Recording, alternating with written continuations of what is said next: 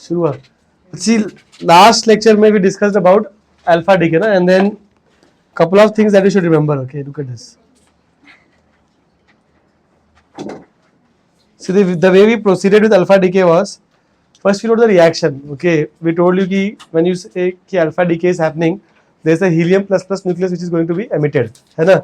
Because helium plus plus is emitted, atomic mass number will reduce by 4, atomic number will reduce by 2, and some amount of energy is released. Then I gave you 2 points about this energy. First, how to find that value. कैसे ढूंढ के निकाला value? We said कि Q value can be found by getting the mass defect. Energy निकालना है अगर तो कितना mass loss हुआ वो निकाल लो, है ना? ठीक है.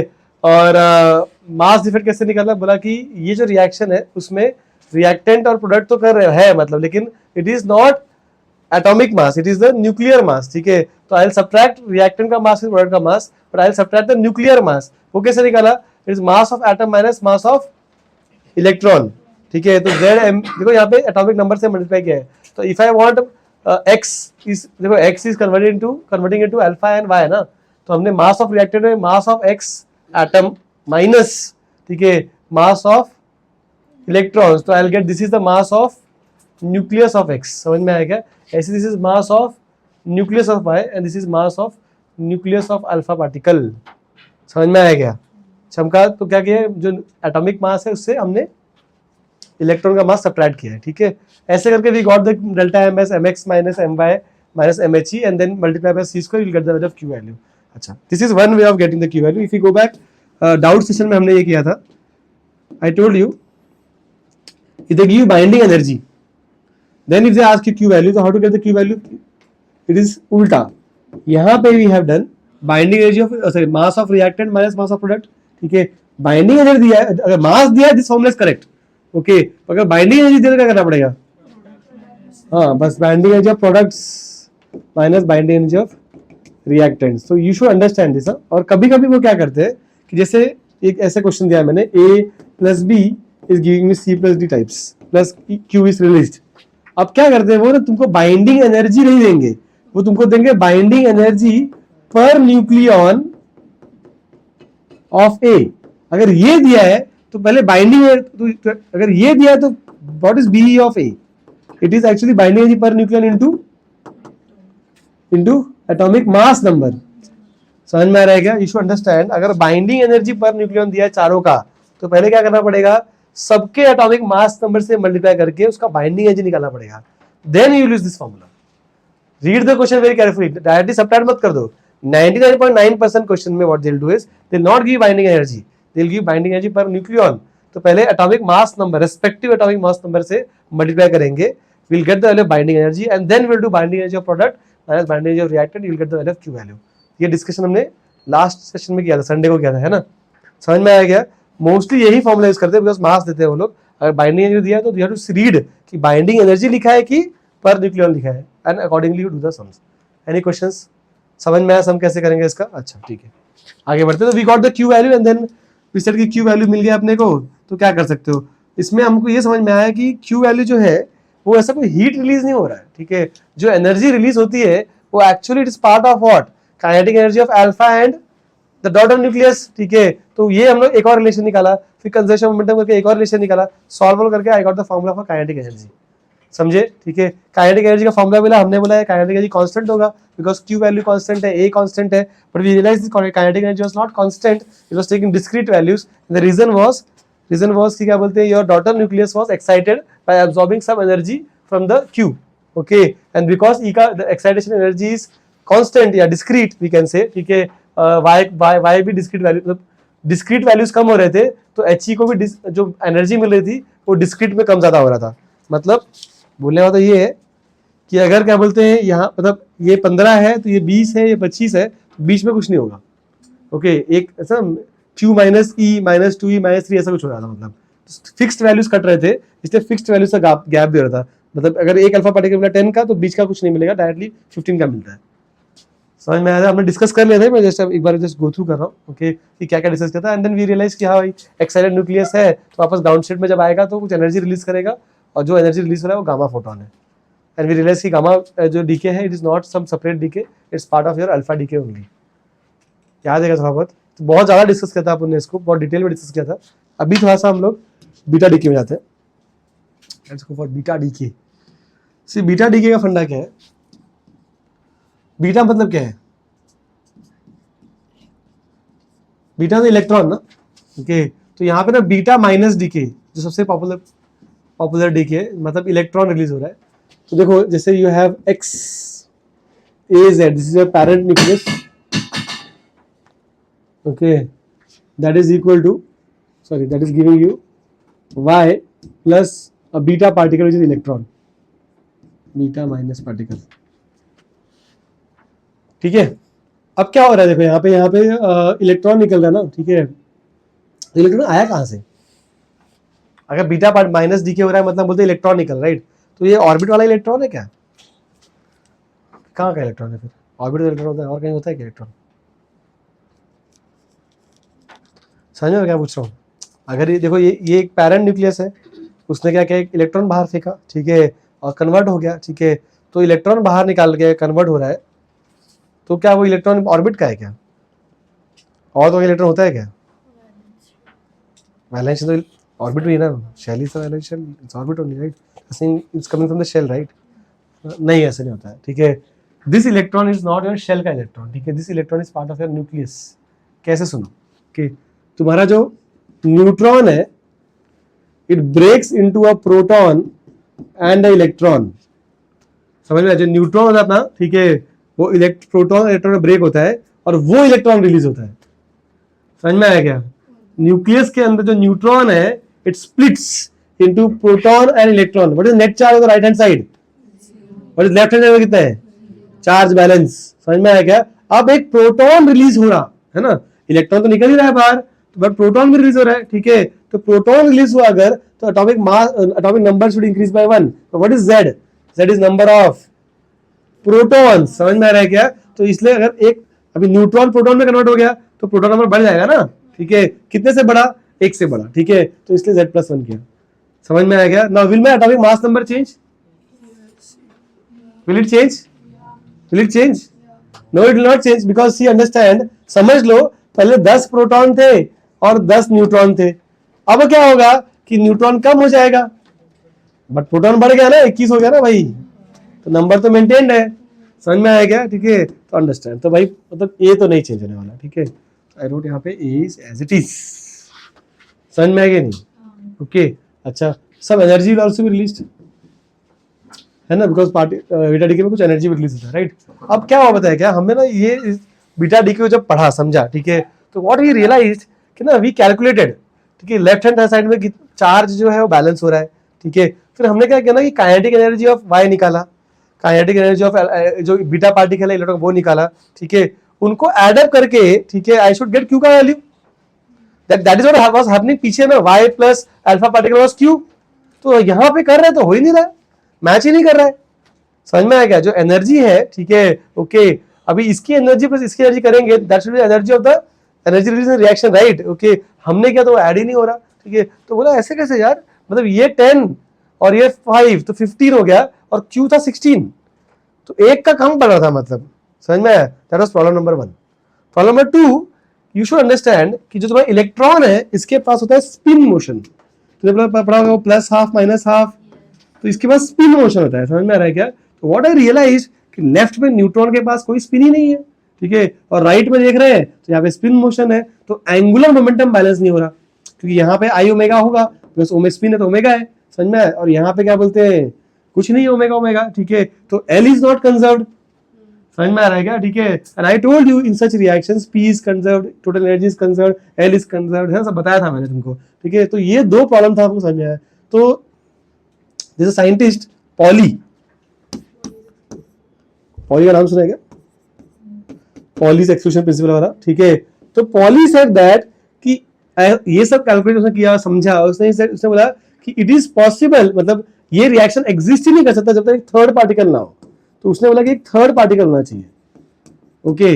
वो पार्टिकल क्या करेगा बताया क्या? ठीक है, एक्चुअली वो पार्टिकल थोड़ा एनर्जी खा ले रहा है, समझ में आया क्या? ठीक है, एंड वो पार्टिकल ऐसा पार्टिकल है जो इस इलेक्ट्रॉन की स्पिन को बैलेंस कर रहा है, and that particle is called as antineutrino, nu bar, ठीक है।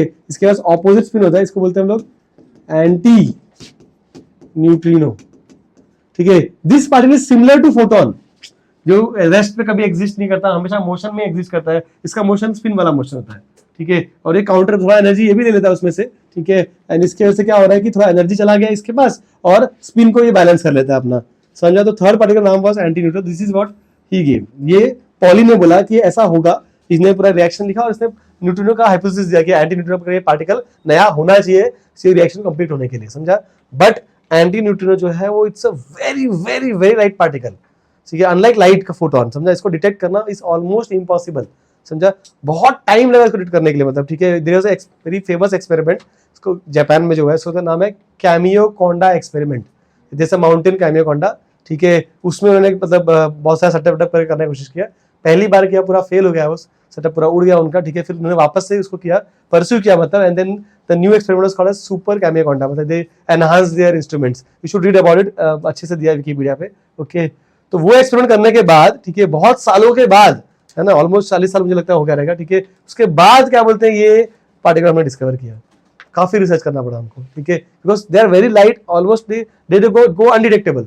समझ में नहीं आता कि पार्टिकल कब जनरेट हुआ, कब चला गया, समझ में आया। And then we actually found it, तो ये एग्जिस्ट करता है, मतलब we know we have evidence for it, समझ में आया क्या। तो we have a new particle called as antineutrino. What is the job of this guy? To balance the spin motion of electron, समझा ना, ठीक है। And it will not exist at rest, ठीक है। Similar to that photon we did, वैसा कुछ है, समझ में आया क्या, ठीक है। तो this how the reaction gets completed, ठीक है। अब इसमें ना वो काइनेटिक एनर्जी का फॉर्मूला नहीं लगा सकते हम लोग, बिकॉज अगर वो मोमेंटम कंजर्व करेंगे तो क्या होगा कि initial momentum equal to final momentum करेंगे तो तीन पार्टिकल है, राइट। तो तीन पार्टिकल तो इक्वेशन में नहीं बनेगा, 3 वेरिएबल हो जाएंगे और 2 इक्वेशन रहेंगे। लास्ट टाइम क्या था, वी हैड 2 इक्वेशंस 2 वेरिएबल्स, यहाँ पे 3 वेरिएबल्स रहेंगे, right. Kinetic energy of this plus kinetic energy of this plus kinetic energy of this is equal to Q, ठीक है। That is equation number 1। And then equation number 2 momentum conserve करेंगे तो भी कुछ होने वाला है नहीं, तो इसलिए हमारे पास वो काइनेटिक एनर्जी का फॉर्मूला नहीं है। तो के वाला जो फॉर्मूला है वो सिर्फ और सिर्फ कहाँ पे है, अल्फा के लिए। यहाँ पे कोई के का फॉर्मूला पढ़ने की जरूरत नहीं है, ये तो बच गए, है ना, ठीक है। और क्या है इसमें, तो I think I hope you understood ना, ये मोटी मोटा यही करना है अपने को। इसमें क्यू वैल्यू निकाल सकते हैं क्या आप? Can you find the Q value? इसका कैसे निकालेंगे क्यू वैल्यू? वही टेक्निक जो पहले इस्तेमाल किया था, mass of, if I want Q value I'll simply say I'll get delta m first, and delta m will be simply your mass of reactant minus mass of product.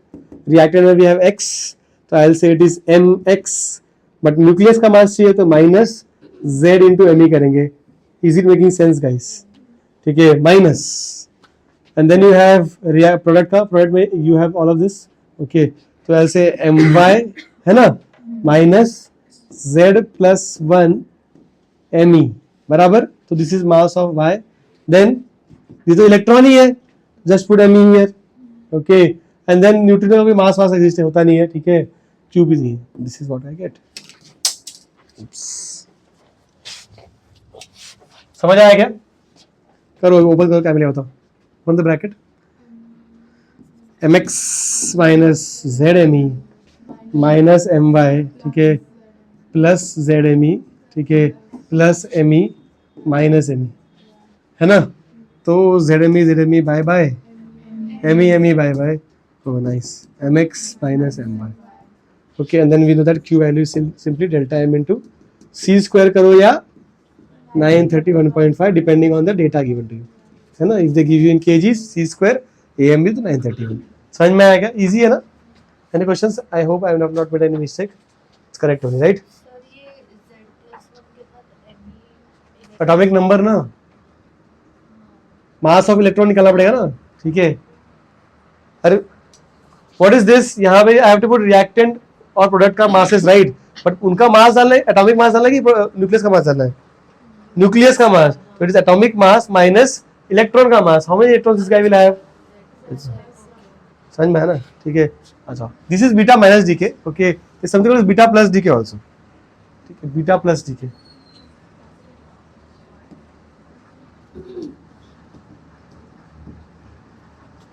अब देखो यहाँ पे क्या हो रहा है कि we have parent nucleus, this is going to become daughter plus it will emit. Beta plus मतलब क्या है?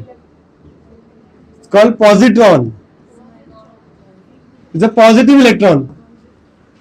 इलेक्ट्रॉन का भी पॉजिटिव सोचे मतलब, ठीक है। प्रोटॉन का मास इज वेरी हेवी ना, proton is extremely heavy as compare to electron, right. ये बंदा का मास सेम इलेक्ट्रॉन जैसा ही है, ठीक है, बट चार्ज ऑपोजिट है, समझा। ये एंटी पार्टिकल है इलेक्ट्रॉन का, समझ में आ गया, ठीक है। I get the point.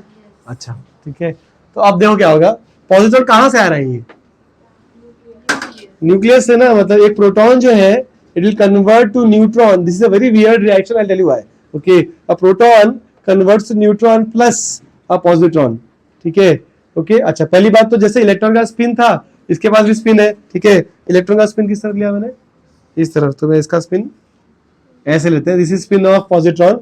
Balance करना पड़ेगा, ठीक है, तो न्यूट्रिनो लगेगा यहाँ पे, ठीक है। तो we have a neutrino, okay, which is balancing like this. समझ में आया क्या? तो मतलब पॉजिट्रॉन के साथ साथ क्या निकलना चाहिए, एक न्यूट्रिनो भी निकलना चाहिए, समझा, plus your energy whatever is released. Okay, now look at this reaction very carefully. Okay, why I said it is weird, because understand, heavy कौन है, न्यूट्रॉन की प्रोटॉन? हाँ, proton neutron, neutron is heavy, बस एक light particle heavy particle दे रहा है। This is the weird part, हल्का particle से भारी पार्टिकल निकल रहा है, समझ रहे हो कि नहीं तुम्हारे, ठीक है। दिस इज सो वियर्ड, और ये क्वांटम वर्ल्ड का थोड़ा सा चीज है, ठीक है। तो ये हमारे स्कोप से बाहर जाता है ये, तो ये क्वांटम मैकेनिक्स में ऐसा हो जाता है, मतलब, ठीक है। और अगर पढ़ेंगे तो आगे और समझ में आएगा, ठीक है। तो but you should understand, you should see the weird part, कि भाई एक हल्का पार्टिकल से हैवी पार्टिकल निकल रहा है। ओके, तो this looks for impossible when you look at classical mechanics से। हमने जो पढ़ा है, ऐसा 1 किलो से 2 किलो नहीं आता, वाह, गोल बनाते फिर, है ना, ठीक है। अगर पॉइंट ना, मतलब, ठीक है, तो यू अंडरस्टैंड, वो अलग चीज है भाई, तुम जो बोल रहे हो अलग चीज है। हाँ भाई, ये समझ में आ गया। तो यहाँ पे क्या आएगा बोलो, हाउ अबाउट जेड? हाँ, प्रोटॉन नंबर कम कर दिया तो जेड माइनस होना चाहिए, correct. How about A? It will B same, right, because proton neutron से कन्वर्ट हो रहा है, तो सेम। यहाँ पे कम हुआ, यहाँ पे बढ़ेगा, तो बराबर ही हो गया, ठीक है। Again, can we get the value of, तो क्यू वैल्यू हम कर रहे थे, डेल्टा एम निकाल सकते हैं क्या? बताओ क्या लिखूं, मास ऑफ रिएक्टेंट, तो mx माइनस zme, ठीक है, माइनस प्रोडक्ट बोलो my minus z minus 1 me, हाँ बोलो आगे, प्लस me, बस हो गया ना, ठीक है। Okay, open the bracket, let's see what do we get, mx minus zme minus my plus zme, ठीक है, प्लस माइनस me, है ना, प्लस और ब्रैकेट ओपन है माइनस, देखो माइनस है minus plus, and then you open the bracket, तो minus. समझ में आ गया? तो ये और ये कैंसिल, और ये कैंसिल नहीं हो रहा है, तो it is mx minus my minus 2me। समझ में आया क्या? ठीक है, तो get Q value as delta M. I got the point, easy है ना, ठीक है। ये दो रिएक्शन तो है ही है, एक और रिएक्शन को बोलते हैं के कैप्चर।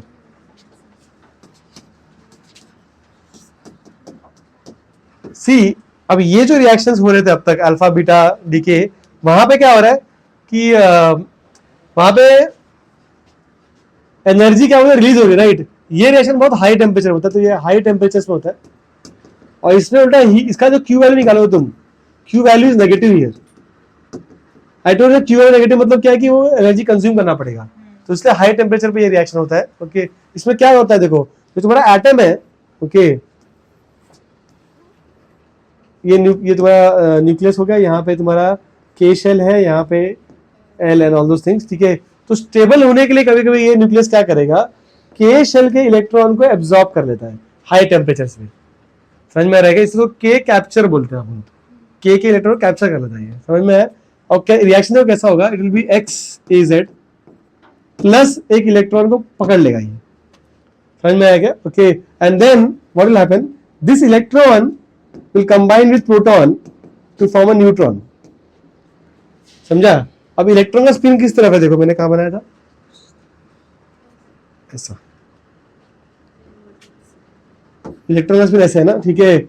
ओके, तो अब इसके स्पिन को तो बैलेंस, देखो यहाँ पे क्या होता है, नेट चार्ज कितना है, zero, spin is non zero, ठीक है।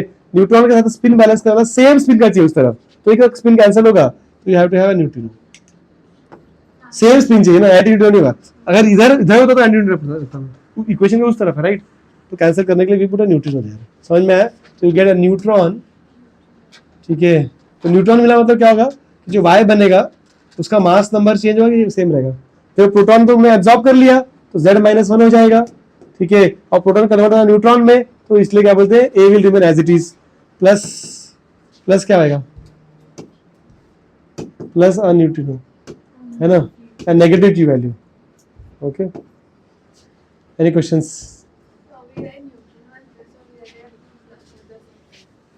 सॉरी,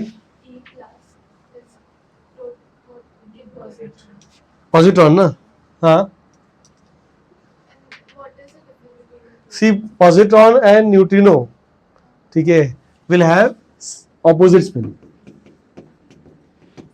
इलेक्ट्रॉन और anti neutrino will have opposite spin, ठीक है। तो उसका मतलब क्या है कि इलेक्ट्रॉन और neutrino will have same spin, right. Equation को उस तरफ है, इसलिए ऐसे कैंसिल होगा। यहाँ पे रखना होता तो I would put anti neutrino, समझ में आया ना, ठीक है। एनी क्वेश्चंस हियर, ठीक है। बट यहाँ पे you should know Q value is negative and this reaction happen at very high temperature, K capture. अच्छा, one more thing I want to tell you यहाँ पे, तो बीटा डीके में एक और चीज होता है कि अगेन जो अल्फा डीके में होता है यहाँ भी हो सकता है। कभी कभी क्या हो सकता है, you can have a reaction where the daughter is excited, यहाँ पे लिख देता हूँ। तो you can have a situation, यहाँ पे लिख देता हूँ, you can have a situation जहाँ पे यू कैन हैव, मैं जो काम की चीज वही लिख रहा हूँ कि ये वाई स्टार हो जाएगा, हम just at right hand side, Y star plus e plus anti, और यहाँ पे Q माइनस ई, जैसे पहले हुआ था। मतलब कि कभी कभी क्या होता है, जो डॉटर है वो क्या कर रहा है कि ये Q में से थोड़ा सा एनर्जी और एक्स्ट्रा एब्जॉर्ब कर लेगा, उससे क्या होगा कि इसका इलेक्ट्रॉन जो है वो हाई ऑर्बिट में रहेगा, ठीक है, चले जाएगा। तो इज एक्साइटेड डॉटर, और जब भी, क्योंकि ये एब्जॉर्ब एनर्जी है, तो थोड़े टाइम के बाद वो इलेक्ट्रॉन वापस नीचे भी आएगा, और तुम्हारा जो ये ग्राउंड स्टेट में जब जाएगा, तो in that process it has to emit energy and that will be gamma photon.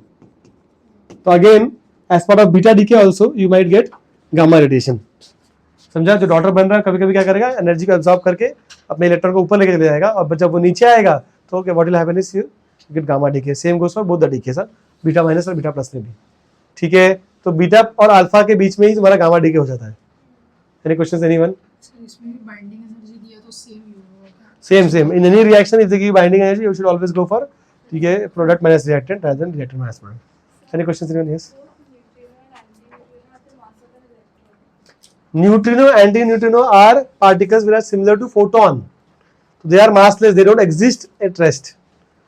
समझा? They are there only to balance the spin of electron. Electron spin balance करने तो एक counter motion वाला particle चाहिए मुझे. तो where this? देखो, look at this. I am doing this reaction for this one, okay? Not this one. Look at this reaction. Reactant पे कौन है? X, प्रोडक्ट में कौन है? Y एंड, ठीक है, Y एंड, करेक्ट, ना, दिस इज द Y का मास, समझ में आया? Any questions anyone? सबको समझ में आया? आई पॉज, राइट फटाफट, कुर्सी ले,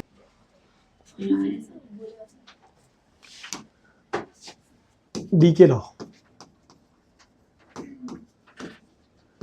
सी इसका जो फंडा है ना, we want to understand, let's take an example कि जैसे आई हैड 1000 न्यूक्लियस या atom whatever I want to call it initially, and there is radioactivity happening, unstable nucleus है, तो थोड़ी देर बाद क्या होगा कि यू अंडरस्टैंड ना कि अगर कोई पैरेंट न्यूक्लियस है तो कन्वर्ट होता कोई डॉटर में, राइट।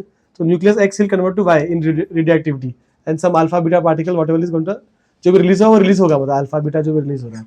बट इतना पता है कि रिएक्शन में क्या हो रहा है कि जो एक्स है वो कन्वर्ट हो रहा है वाई में, तो मतलब एक्स का नंबर टाइम के साथ साथ कम हो रहा है और वाई का नंबर टाइम के साथ साथ बढ़ रहा है कि नहीं, है ना। तो मतलब एक्स का नंबर कम हो जाए, जैसे यूरेनियम है वो स्प्लिट हो रहा है, तो बेरियम क्रिप्टम जो भी बन रहा है ना, ठीक है। तो मतलब बट बेसिकली रेडियोएक्टिविटी में इतना होता है कि जो ओरिजिनल एक्स का नंबर है वो तो कम होना चाहिए, right.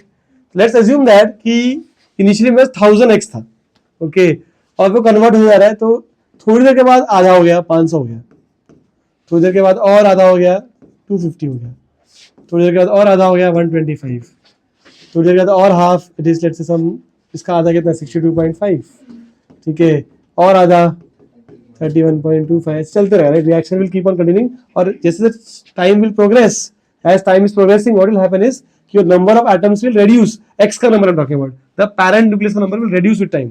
Do you agree or not?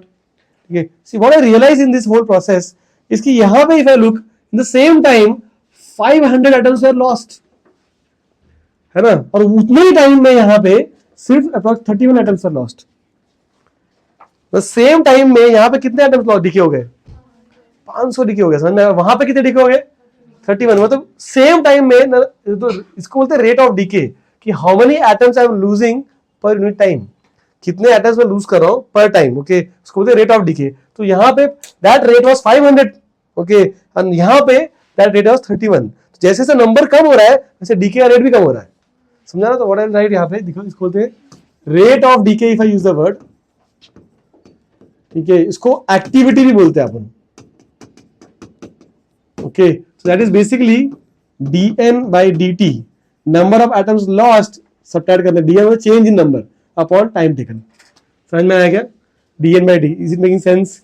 We know that कि वो नंबर टाइम बाद कम हो रहा है, यहाँ पे 500, यहाँ पे that rate is reducing with time, right? तो people put minus sign to be mathematically correct, तो नेगेटिव साइन में डाल देते हैं, ये बताने के लिए भाई वो dn by dt जो रेट है वो रेट बढ़ नहीं रहा है, रेट कम हो रहा है, तो you put a minus sign also, this is activity, है ना? इसका यूनिट्स भी है actually, okay, rate of decay का। जैसे for example it is 1 curie is 3.6 newton raise to 10 disintegration per second. Curie, I hope you know the name, ठीक है, madam Curie का नाम रखा हुआ है। और 1 Becquerel is 1 disintegration per second. अगर एक एटम एक सेकंड में मैं लूज कर रहा हूं, ठीक है, दैट इज 1 बेक्यूरेल, ओके, और अगर इतने एटम्स लूज कर रहा हूं एक सेकंड में, दैट इज 1 क्यूरी, CI। समझ में आया? तो एक्टिविटी का यूनिट है। What is activity? It is rate of decay, how many atoms are lost per time. And what I realise कि दैट एक्टिविटी का रेट, ठीक है, एक्टिविटी या रेट बोलना चाहिए, that rate is reducing with time. तो किस पे डिपेंड करता है वो जानना है हमको, ठीक है, किस पे डिपेंड करता है? देख के समझ में आ रहा है, वो डिपेंड करता है कि कितना नंबर मेरे पास अभी है। अगर अभी मेरे पास 1000 है, ठीक है, तो एक साथ 500 कम हो जाएगा, पर अभी मेरे पास सिर्फ 30 है, ठीक है, या सिर्फ 60 है, तो अकॉर्डिंगली नंबर एडजस्ट रहता है। समझ में आएगा? जितना नंबर मेरे हाथ में है उतना ही खर्च करेगा वो, जितना पैसा उतना खर्चा, ठीक है, कम पैसे कम खर्च, ऐसे इस टाइप का। तो इट विल सी, मतलब मेरे पास अगर 500 नंबर है तो एक साथ 250 खत्म कर दिया, पर अगर 60 है तो सिर्फ 30 खत्म हुआ, समझा? तो रेट ऑफ डीके कि कितना मैं एटम लूज कर रहा हूं विद टाइम, वो डिपेंड किस पे कर रहा है? How much atom I have at that particular moment, समझा? और रेट इज चेंजिंग कंटिन्यूअसली। मैंने तो दिखाया देखो ये वाले इंटरवल्स, बट कंटिन्यूअसली ये रेट चेंज हो रहा है, समझा? तो this is the statement of decay law. यही स्टेटमेंट उन्होंने लिख दिया, उन्होंने बोला कि rate of DK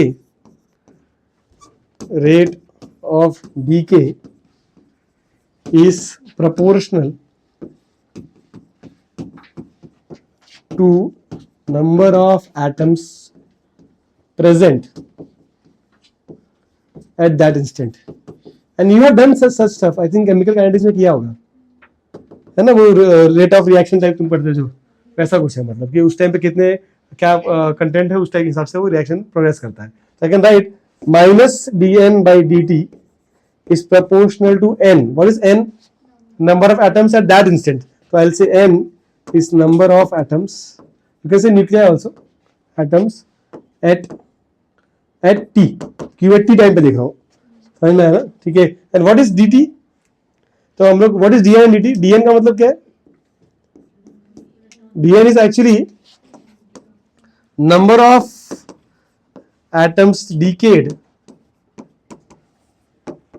in time interval dt, मतलब t and t plus dt time में कितने एटम्स लॉस कर दिए हमने, समझ रहे क्या? मतलब समझा? अभी अगर समझ लो अभी 3 बज रहा है, ठीक है, 3 से लेकर 3:05 तक, मतलब इन 5 minutes how many atoms I am losing, ठीक है? तो इन दिस इंटरवल, और I can say in time dt, जो सत्य को बोलना बोलो, ये रेंज में कितना एटम लूज किया बोला, या इतने टाइम में कितना? I can say I lost 100 atoms from 3 PM to 3:05 PM, और I can say I lost 100 atoms in 5 minutes, है ना? तो मैं यहाँ पे 5 मिनट्स बोलूँ, चाहे वो टाइम इंटरवल तुम दो, स्टार्ट टाइम और end time, whatever, both things are same, ठीक है? तो dt is the time interval in which this number of atoms have been lost. Any questions? समझ में आया फॉर्मूला? अच्छा ठीक है. We need constant of proportionality, तो that is called as lambda. इसको बोलते हैं हम लोग decay constant. Okay, and it depends on what? Material. तो decay constant different material. Uranium के लिए कुछ और, प्लूटोनियम के लिए कुछ और, ऐसे. Any question this formula? और ये जो है इसको बोलते हैं हम लोग रेडियो एक्टिव डीके लॉ. समझ आया क्या? ओके, दो फॉर्मूला डिराइव करेंगे इसमें. एक तो n as a function of time, दूसरा क्या बोलते हैं, will get half life and average life also. Okay, करते हैं. देखो अगर sir dn upon dt is equal to lambda n. Okay, तो आई जस्ट टेक n का टर्म्स एक साथ. तो dn upon n it can be minus lambda dt. सही लिखा गया. देखो मैंने dt को वहां ले गया और माइनस को वहां ले आया, n को हमने डिनोमिनेटर में ले लिया. ठीक है, now integrate on both sides.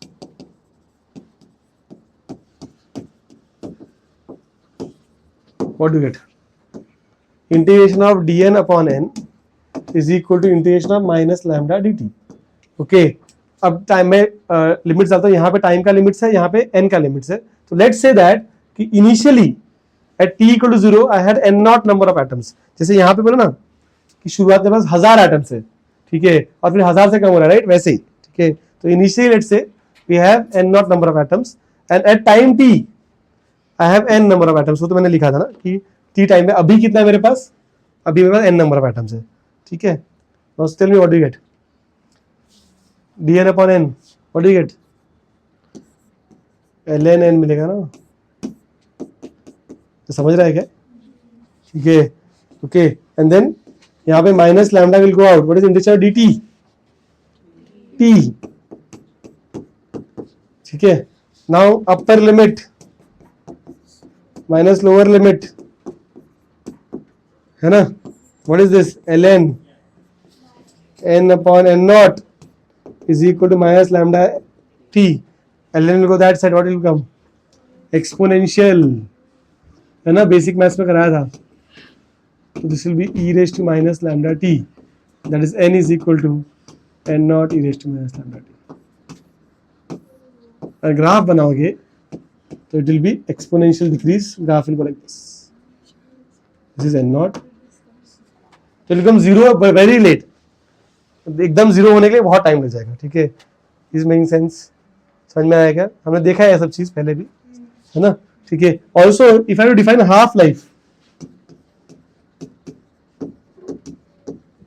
What is half life? It is the time in which when time is half life we say that number of atoms will come half of initial number. है ना, initial n naught था तो n naught by 2 कब होता है? that will be my half life. है ना, अगर 1000 था तो 500 कब होता है? that will be my half life, right? तो put it यहाँ पे इसी में डाल दो. ठीक है, तो जहाँ पे क्या बोलते हैं n का वैल्यू है वहाँ पे लिखेंगे n naught by 2 is equal to n naught e raised to minus lambda small t है पे capital T output. n naught cancel. 2 raised to minus 1 is equal to e raised to minus lambda t, right? which is 2 is equal to e raised to lambda t. इसको यहाँ ले आओ, क्या मिलेगा? ln.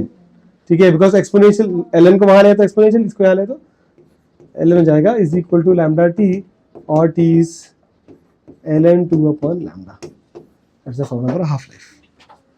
Do you understand this? Pause लिखो, then I'll go for average or mean life.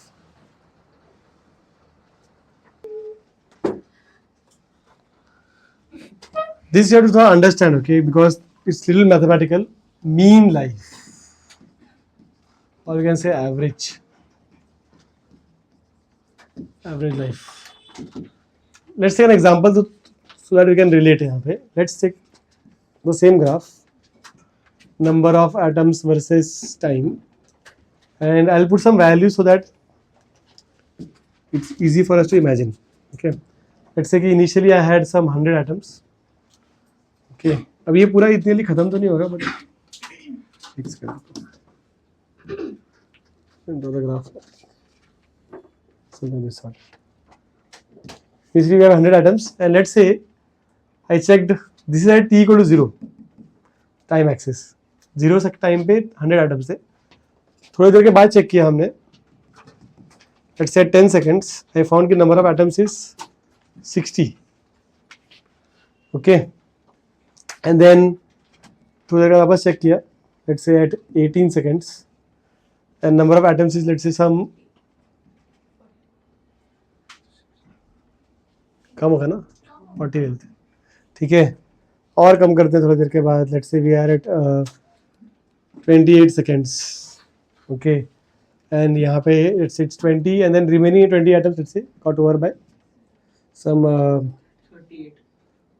50 seconds ले लेते हैं, थोड़ा लंबा होगा टाइम लगेगा, ठीक है, ओके, बहुत टाइम तो ज़्यादा लगता है बट ठीक है, we are just taking some random example. How to, the question here is कि मुझे एवरेज एज चाहिए, समझ में आया कैसे निकालते हैं? देखो for example if I tell you कि 3 सब्जेक्ट्स में यू गॉट 40 मार्क्स, 2 सब्जेक्ट्स में यू गॉट 20 मार्क्स, 4 सब्जेक्ट में you got another 40 marks, how do get the average? You will do 3 into 40 है ना, प्लस 2 into 20 प्लस 4 into 40 है ना, then divide by number of subjects, isn't it? That's what you do, okay. ऐसे कुछ तुम यहाँ भी करो. देखो यहाँ पे क्या हो रहा है कि इफ यू ऑब्जर्व केयरफुली तुमको समझ में आएगी लॉजिक क्या है. जैसे यहाँ पे 100 एटम था और यहाँ पे कितने 60, मतलब 40 एटम्स वर डेड, ठीक है, एट 10 सेकेंड्स. तो वो 40 एटम्स का लाइफ कितना है? 10 सेकेंड्स. समझ में आया क्या? समझा? तो आई नो दैट 40 एटम्स का life, number of atoms, we can say dn, because this dn ना, dn का डिफरेंस निकाला हमने, n नहीं है, dn है, n2 माइनस n1 किया है अपन ने. समझ में आएगा? 100 और 60 का सब्ट्रैक्शन, तो इसे dn बोला उसको, ठीक है. और ये 10 सेकंड्स का टाइम, ठीक है. 40 एटम्स का लाइफ कितना है? 10 सेकंड्स. नेक्स्ट यहाँ पे कितने एटम मरे?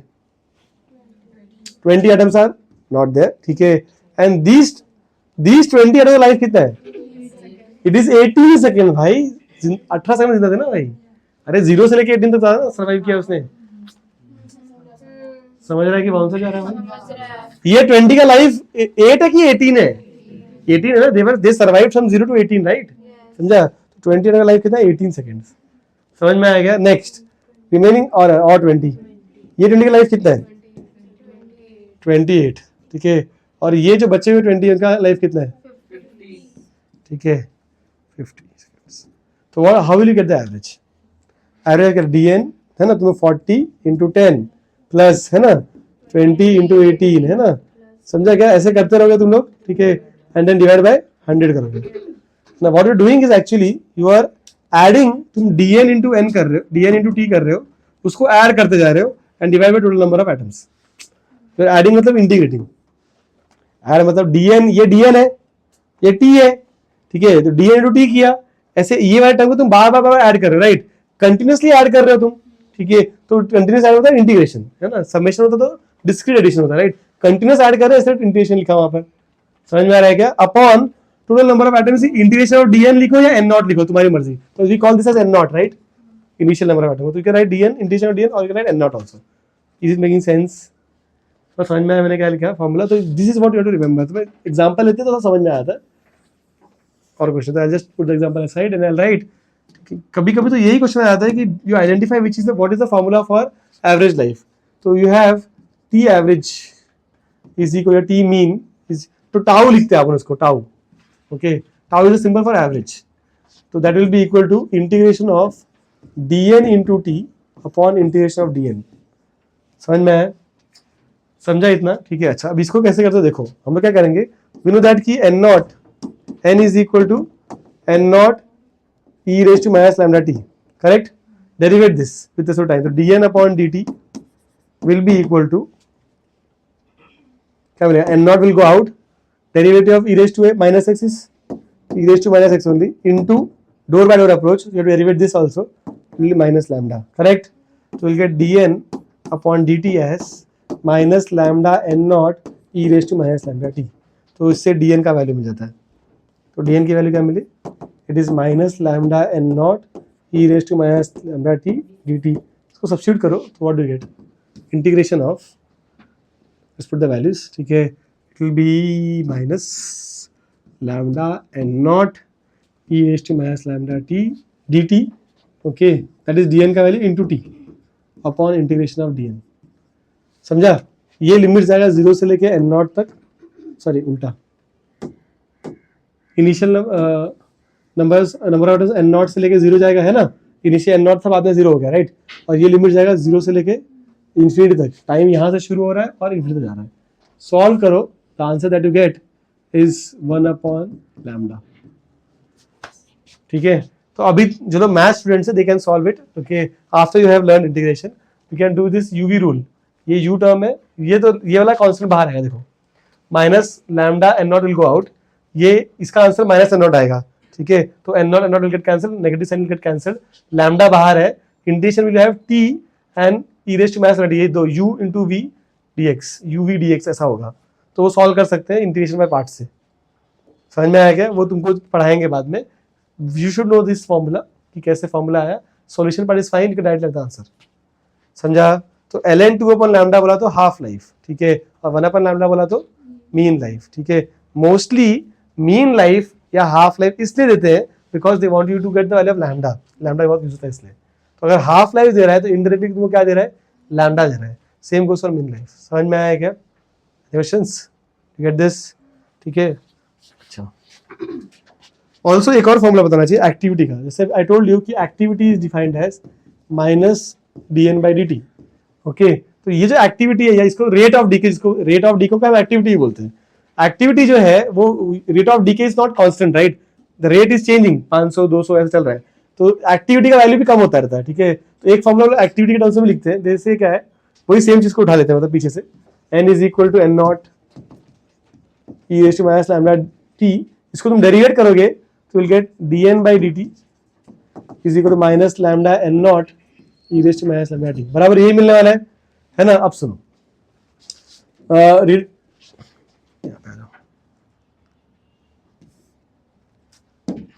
look at this. What is activity definition? Rate of decay is also called as activity, right? तो I said -dn/dt is also activity, है ना? तो ये क्या लिखा है देखो, rate of decay is equal to is equal to lambda n, है ना? तो ये जो है ये पूरा क्या है? एक्टिविटी है। ठीक है, तो ये activity lambda n becomes one more formula for activity, that you must know. तो कभी कभी बुक में ऐसे लिखेंगे, this is equal to lambda n। तो what is n? Number of atoms at time t, so this becomes activity at time t। किसी भी time t पे एक्टिविटी पूछ लिया, तुमको क्या करना है? नंबर ऑफ एटम्स वहां पे कितना है वो निकाल लो, इनटू लैम्डा से मल्टीप्लाई करो, you get activity eight that instant. Activity नहीं मिल रहा है मतलब क्या मिल रहा है तुमको? रेट ऑफ डीके मिल रहा है कि कितने एटम्स लूज कर रहे हैं पर टाइम। समझा? If you want initial activity, मतलब activity if I write like this, a0 is equal to lambda n0, because I am using initial number of atoms, तो what I am getting is initial activity। तो इसको बोलते हैं हम लोग initial activity, या बोलेंगे activity at t equal to 0। समझ में आया क्या? okay, and this is actually a, और lambda n0 को a0 लिख सकते हैं अपन, e raised to minus lambda t। Negative sign indicates की वैल्यू इज रिड्यूसिंग। तो जो फॉर्मूला आपने n में लिखा है, नंबर ऑफ एटम्स का जो फॉर्मूला लिखा है, वही फॉर्मूला रेट ऑफ डीके के लिए भी चलता है। समझा?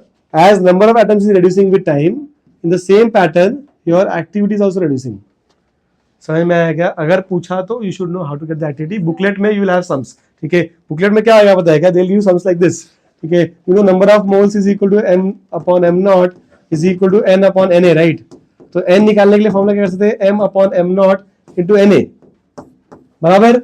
तो अगर गिवन मास दिया है, ठीक है, और मोलर मास पता है, तो you can find number of atoms. ठीक है, नंबर ऑफ एटम्स मिल गया तो मुझे एक्टिविटी मिल जाता है। तो लोग ऐसा इंफॉर्मेशन देंगे कि you can calculate the number of atoms and then they will ask कि बताओ उस टाइम पे एक्टिविटी कितना है। Is making sense? समझ में आया क्या? बहुत इंपॉर्टेंट फॉर्मूला है। If they ask you rate of decay और activity, you have to calculate number of atoms. And अगर इंफॉर्मेशन दिया, वेट दिया है उसका और मोलर मास पता है, तो you can find that. Is making sense? सबको समझ में आया क्या चल रहा है? पक्का?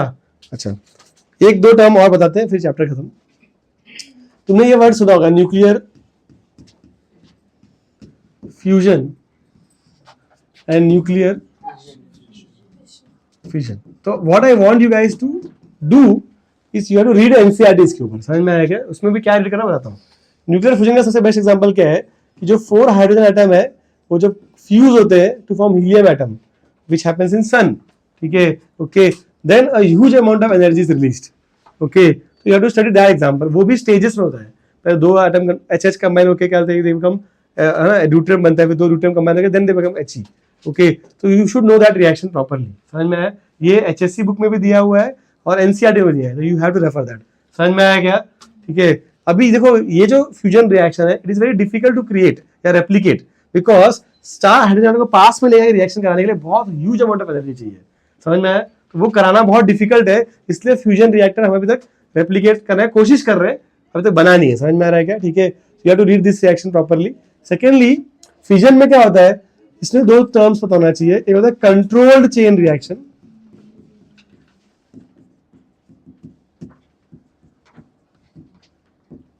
दूसरा है uncontrolled chain reaction. You should read about it. तो एक बार समझो कि जैसे यूरेनियम है हमारे पास, ओके 235, इसको जब हम बम्बार्ड करते हैं न्यूट्रॉन से, अब इसका ही बहुत स्टोरी है, मतलब ठीक है कि देखो nuclear, you must have seen that movie Oppenheimer, देखा है ना? ठीक है, अगर ओपनहाइमर देखा होगा समझना पड़ेगा तुमको। ठीक है, मैं तो लास्ट टाइम बताया था एक्टिवेशन एनर्जी के बारे में, ठीक है, कि न्यूक्लियस के साथ, अब जैसे ये यूरेनियम एटम है, ओके, अब मुझे न्यूक्लियर रिएक्शन ट्रिगर करना है, तो मुझे कोई एटम को बहुत पास में लेके आके न्यूक्लियस को हिट करना पड़ेगा उसका एक्टिवेट करने में। एक बार एक तो रिएक्शन हो, फिर आगे आगे होगा, फिर उससे एनर्जी निकलती रहेगी, राइट? बट वो एक भी करने के लिए मुझे एक कुछ तो I have to throw a projectile at it, जैसे इसलिए न्यूक्लियस को फोड़ना पड़ेगा एक तरीके से, समझा? मतलब बहुत पास ले जाना पड़ेगा। अब जैसे ये दीवार को तोड़ना है तो क्या कर सकते हो, क्रेन फेंक दिया, बुलेट मार दिया, है ना? वैसा अब इसको करने के लिए क्या करना है, एक छोटा सा पार्टिकल यहाँ तक घुसाना पड़ेगा। अब इलेक्ट्रॉन तो नेगेटिव चार्ज बहुत लाइट है, समझा? अभी ये पॉजिटिव है, union nucleus positive, electron is light, हल्का पार्टिकल नेगेटिव वाला, इससे कुछ होता नहीं है। समझ में आता है क्या? ठीक है, I need a heavy particle which can be thrashed into the nucleus. अब प्रोटॉन लेंगे, हैवी है मस्त एकदम, ठीक है, और उसको पास में ले जाएंगे तो क्या होता है, जो गोल्ड फॉइल में होता है, ठीक है, वो गोल्ड फॉइल में एकदम पास में जाएगा, फिर रिपल हो जाएगा, ठीक है, तो ये कभी हिट ही नहीं कर पाएगा। समझ में आया क्या बोल रहा हूँ? ठीक है, बहुत ह्यूमंगस एनर्जी लगेगा, ठीक है। तो उस टाइम पे neutron was not discovered yet, जब लोग बम बनाने की कोशिश कर रहे थे और बहुत कुछ कर रहे थे, समझे कि नहीं? जैसे ही चार्विक ने न्यूट्रॉन डिस्कवर किया, तो we found a neutral particle. इसको बहुत अब न्यूट्रॉन का एनर्जी का फॉर्मूला तो दिया था last time, it was what kinetic energy neutron KT in de Broglie hypothesis. तो टेम्परेचर बहुत दे दिया तो न्यूट्रॉन को बहुत एनर्जी मिल जाती है, समझा? और न्यूट्रल है तो ये घुसेगा, तो कोई रोकने वाला भी नहीं है, ठीक है, जितना एनर्जी लेके बम्बार्ड कर देगा, समझा? तो जैसे ही न्यूट्रॉन डिस्कवर हुआ, ठीक है, तो एक्टिवेशन एनर्जी देके we were able to produce bombs and all those things. समझ में आया क्या? अब न्यूट्रॉन को हिट करते क्या होता है, it creates barium, krypton and 3 neutrons, ठीक है। अब ये 3 न्यूट्रॉन क्या कर सकते हैं, और 3 एटम को एक्टिवेट कर सकते हैं, समझा? और ये चेन रेसे चलते जाएगा, समझा? अगर अनकंट्रोल्ड है तो इस तरह का बम, एच बम। अब उसको हाइड्रोजन बम क्यों बोलते हैं? तो use hydrogen to have that initial energy. Hydrogen is very flammable, right? तो फटाक से एनर्जी हीट बहुत ज्यादा मिलेगा, न्यूट्रॉन्स एक्साइट हो जाएंगे, जाके हिट कर देंगे, तो इनिशियल एनर्जी एच से आता है, इसलिए एच बम बोलते हैं उसको। समझ में आएगा? ऐसे बहुत सारे टेक्निक्स है to give that initial activation energy, but neutron help us, है ना? आप देखो, अगर अनकंट्रोल्ड है तो बम बन जाएगा, ठीक है, कंट्रोल्ड है तो क्या बनेगा, न्यूक्लियर रिएक्टर। तो ये भी अपने रीड कर रहे हैं न्यूक्लियर रिएक्टर के बारे में, समझा? ठीक है, जो हम यूज कर रहे हैं आज के टाइम में ऑल आर फिजन रिएक्टर्स, ठीक है। उसमें जो बेसिक स्ट्रक्चर होता है, इसमें 2-3 टर्म है जो तुम बता देता फटाफट।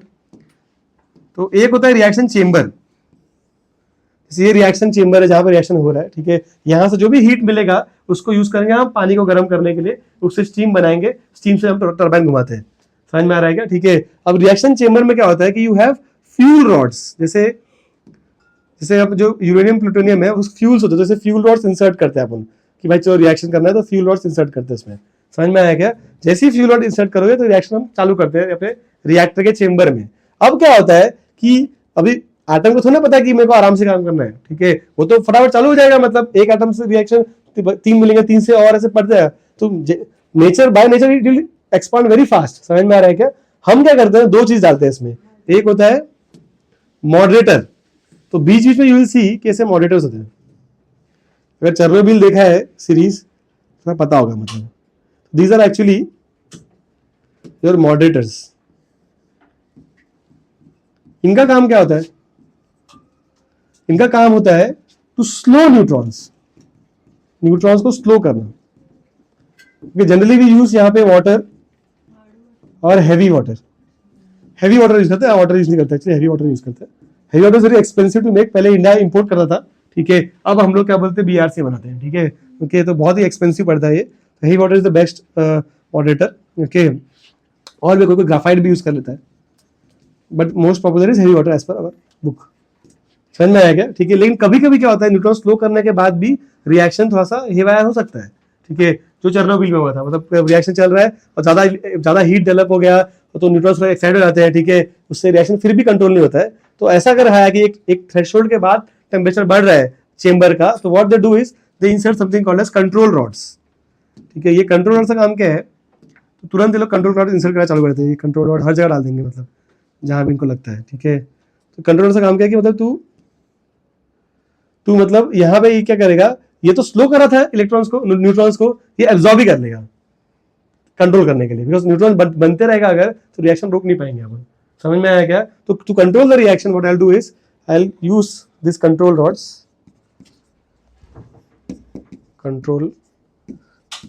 ठीक है, ये मोस्टली बोरॉन 10 होता है, तो बोरॉन और कैडमियम रॉड्स। ठीक है, तो ये लोग बहुत पॉपुलर कंट्रोल रॉड्स हैं जो न्यूट्रॉन को एब्जॉर्ब भी कर लेते हैं। समझा? तो you should understand control rod का फंक्शन क्या है और मॉनिटर का फंक्शन क्या है और कौन कहाँ पे क्या यूज हो रहा है। ये भी एग्जाम में आ चुका है, मतलब। ठीक है, is making sense. Theory question है, but you should read all of this. Any question anyone? ठीक है, तो you have to read about थोड़ा फ्यूजन का रिएक्शन। ठीक है, थोड़ा न्यूक्लियर रिएक्शन, बेसिक स्ट्रक्चर समझना है अपने को। ओके, और ये जो थोड़ा थियरी है चेन रिएक्शन और इसके बारे में। एक यूरेनियम का जो एटम है, जब वो बॉम्बार्ड होता है न्यूट्रॉन से, तो बेरियम, क्रिप्टन और 3 न्यूट्रॉन से निकल रहा है, और साथ में अप्रोक्सीमेटली आई थिंक 198 या 200 MeV के आसपास एनर्जी निकलता है। तो ये भी तुमको पढ़ना है। समझ में आया क्या? Any questions anyone? That's it.